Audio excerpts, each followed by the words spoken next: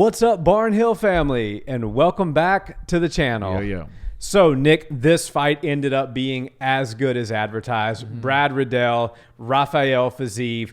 These guys have a lot of history. I don't think a lot of people know that Brad Riddell was actually a coach at Tiger Muay Thai, and then when he moved back home to New Zealand, Rafael Fiziev sort of assumed the position and took the job of Brad Riddell at Tiger. And I don't think many people appreciate just how impressive it is for a foreigner to be a coach at a high-end, high-octane Muay Thai gym such as Tiger Muay Thai. That almost never happens. Both of these guys are incredible strikers, and this fight delivered just as we thought it would. It sure did. And the Muay Thai was on high display last night. I mean, it was as good as you're going to see in MMA ever. There's really not going to be a better fight as far as two Muay Thai artists that compete in the UFC or anything like that. Maybe if Izzy Adesanya ends up fighting that guy that beat him. Alex Pereira. But that's about it. And even still, these guys are the coaches and those guys are the students. So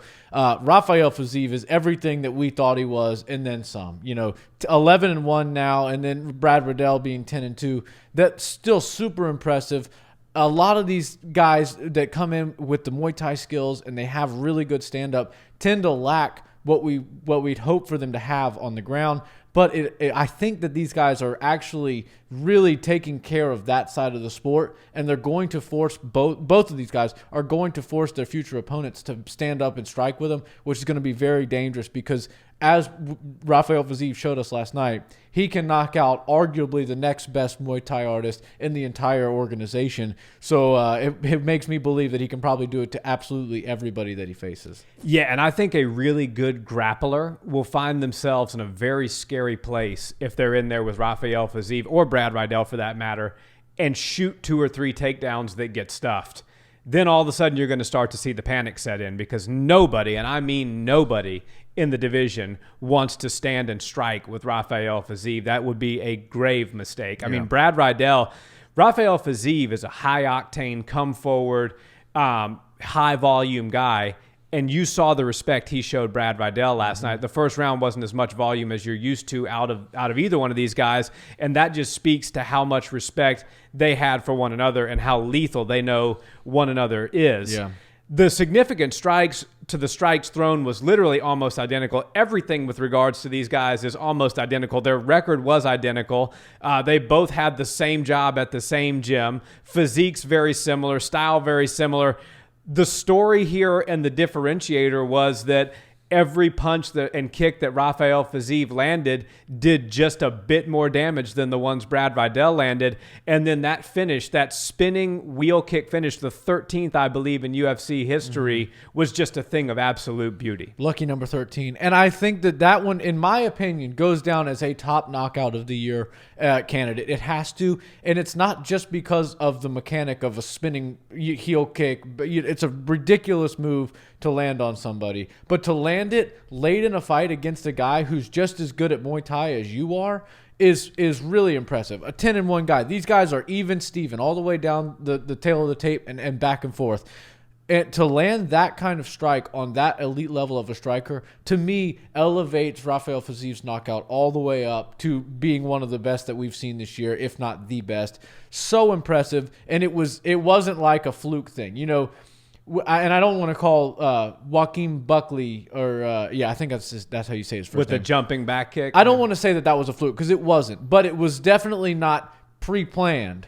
I think that spinning heel kick was set up, and he was utilizing the position that they were actually standing in the cage to make it work. And he was kind of forcing Brad Riddell into one certain direction, which really helped open that whole situation up. And talk about a veteran move. Brad Riddell kind of called the fight himself after he got it. When you get hit by a bad strike, when you call the fight yourself, because you're not out yet, but you're out basically on your feet. Yeah, and sometimes when you get hit like that really hard, you can't see for a second. Your vision's blurry. You don't know what's coming next. You don't know where your opponent is. Your equilibrium is totally messed up. And I don't think that was a cop-out for Brad Riddell. In fact, I think it was a veteran move. He realized something is way off here, and Brad Riddell still wants to have a nice career in the UFC, and I think he will. 5 or 6 more shots from Rafael Fiziev on the ground would have changed the time frame of when Brad Riddell's able to get back in the cage again. So credit to him for realizing that in the moment and calling the fight. I don't take anything away from him for doing that whatsoever. There's a drill that we practice in MMA all the time, and it's essentially keep your opponent on the cage. Right. So the goal is to box your opponent in. If you're the aggressor and your opponent's back's to the cage, if they move this way and you're a southpaw, you have the check hook to kind of keep them in front of you. If they move this way, you have the body kick or the leg kick to kind of keep them in front of you. Rafael Fiziev last night showed the next evolution of keep your opponent against the cage. When he moved this way, not only he almost let Brad Riddell get the illusion that he was going to be able to escape the cage control just to set up the range for that spinning wheel kick. It was incredible. I mean, this guy, if he can come along with the grappling, which I truly believe at Sanford MMA, his grappling has to be coming along well, and he's getting in there with some really good wrestlers, that he could make things very interesting and very scary for a lot of people. And I would love to see him get a top 5 guy next. I mean, I think Brad Riddell was number 13 or 14, and Fiziev was maybe 11 or 12. I expect him to be in the top 10, and I think he could hang with the top 5, and I think it's time to see that. Yeah, I think he could hang, but let's not burn this out too fast. Like, I don't want to see him in there with Islam Makhachev right this minute. No. I think that there are some things that he can work on, and an extra 6 months will really help him develop that defensive grappling skill set that he's clearly working on. I would like to see him fight somebody right there in that 7, 8, 9 range and give him somebody who's a good striker who also knows how to mix it up on the ground. I'd love to see him fight Tony Ferguson, somebody like that. That's a name. Yeah. Let him be the main event. I like that, actually. Yeah, great fight, right? And Tony gets hit a lot, so that would be kind of crazy. And he might be the guy to finish Tony, right? Yeah, like finish him, put him to sleep. But let's not jump the gun. But I think that would be a fun fight, and it would really highlight Rafael Fiziev as being a potential future star. And it would be kind of a coming out party because I think that would have the power to be a main event. I think that would pull a lot of eyes. And I think that the more you get Rafael Fiziev on fight night, main event, co-main event slots like this, the more you're going to create UFC fans that weren't watching before, because you put them on ESPN and people see stuff like that. They get it on ESPN's top 10, best plays of the night or best plays of the week or something like that.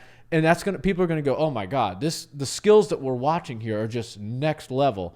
And I really feel like something like that would be a lot of fun. If he's able to get a big victory like over one of those guys, like a Tony Ferguson or somebody like that, it would have been cool to see like a Dan Hooker, right? Just run through those guys. But Dan Hooker's taking his talents to 145. But a guy like that would be a perfect matchup for him. And I'd really love to see it. I know Paul Felder's retired, but that would also be a fun one I'd love to see. Yeah. But Rafael Fiziev showed us he's no joke, and I think with one more victory like that, we're going to see them talk about him being a title contender. I think so. And, in the day of Khamzat Chimaev, Paddy the Baddy, there's a lot of people that have very few fights in the UFC and very few fights in their MMA careers in general that are rising stars.